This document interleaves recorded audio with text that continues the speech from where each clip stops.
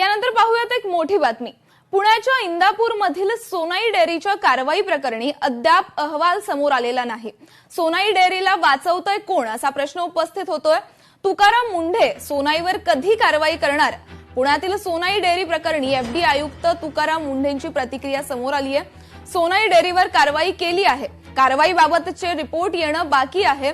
मी यावर कोणतंही वक्तव्य करणार नाही, मात्र आम्ही याबाबत कारवाई करत नाही असं तुमच्या डोक्यात काही असेल तर ते कृपया काढून टाका असं तुकाराम मुंढे म्हणाले। त्याच्यामधल्या फाइंडिंगवरती पुढच्या फाइंडिंग चालू आहे, त्याच्या पुढच्यामधून ज्या काही माहिती आली त्याचं इन्व्हेस्टिगेशन चालू आहे। त्याच्यामध्ये त्याचे सॅम्पल पण आलेले आहे, त्याच्यात मी आता काही कमेंट करणार नाही, कारण ते इन्व्हेस्टिगेशन एका पर्टिक्युलर क्रिटिकल लेवलला आहे। त्या जशा फाइंडिंग पूर्ण होतील त्यावेळेस आपल्याला ते कळेल। So don't worry about it. तुम्हाला अशी काळजी करण्यासारखं त्याच्यात काही नाही आहे।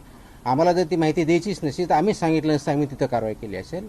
सो असं काही तुमच्या मनात जर असेल तर पहिले डोक्यातून काढून टाका। We are very much transparent आणि प्रत्येक कारवाई आम्ही प्रेसनी कळवतोय।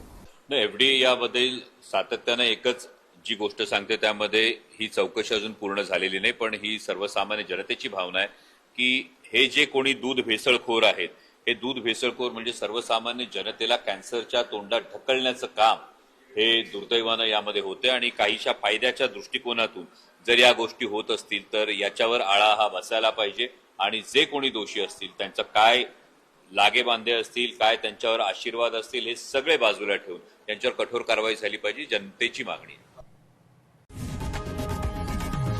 लोकशाही मराठी ऐका, पहा, जागरूक रहा।